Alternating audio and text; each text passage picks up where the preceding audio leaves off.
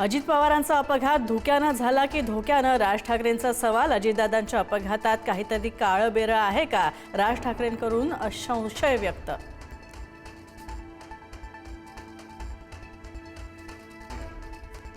अजितदादांच्या अपघातावर सुनेत्रा पवारांनीही बोललं पाहिजे. राज ठाकरेंचं वक्तव्य. राष्ट्रवादीच्या आमदारांनी अपघाताचा विषय अधिवेशनात लावून धरला पाहिजे. राज ठाकरेंचा सल्ला.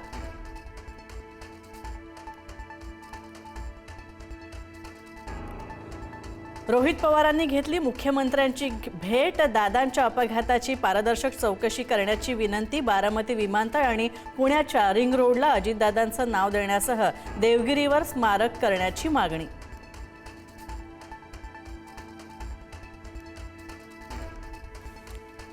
राज्यसभेवर पुन्हा जाण्याबाबत शरद पवारांचं मात्र मौन. शरद पवारांकडून राज्यसभेचा चेंडू मविया नेत्यांच्या कोर्टामध्ये. मविया नेत्यांशी चर्चा करण्याचा पवारांचा पक्षातल्या नेत्यांना सल्ला.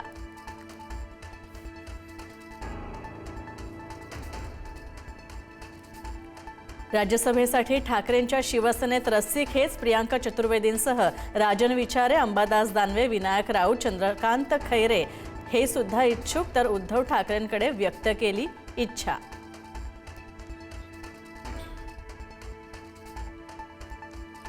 पुणे मुंडवा जमीन गैरव्यवहार प्रकरणाचा अहवाल अधिवेशनात सादर होणार. अर्थसंकल्पीय अधिवेशनाच्या दरम्यान विधानसभेत मांडला जाणार अहवाल.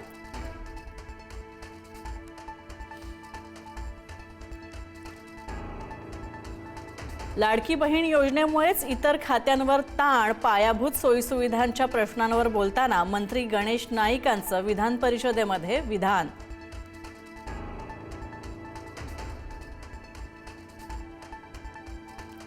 मराठी भाषेला अभिजात भाषेचा दर्जा मिळाला, मात्र केंद्राकडून अद्याप एका रुपयाचीही तरतूद नाही. RTI अंतर्गत प्राप्त झालेली माहिती सादर करत दीपक पवार यांची पोस्ट.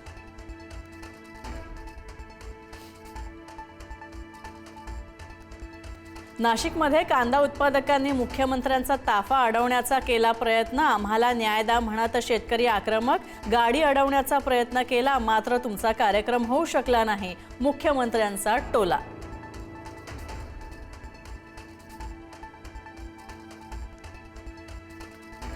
कल्याणमध्ये भटक्या कुत्र्यांचा 2 मुलांवर हल्ला. कुत्र्याच्या हल्ल्यात 7 वर्षीय मुलाचा दुर्दैवी मृत्यू तर एक मुलगा जखमी. भटक्या कुत्र्यांचा बंदोबस्त करण्यात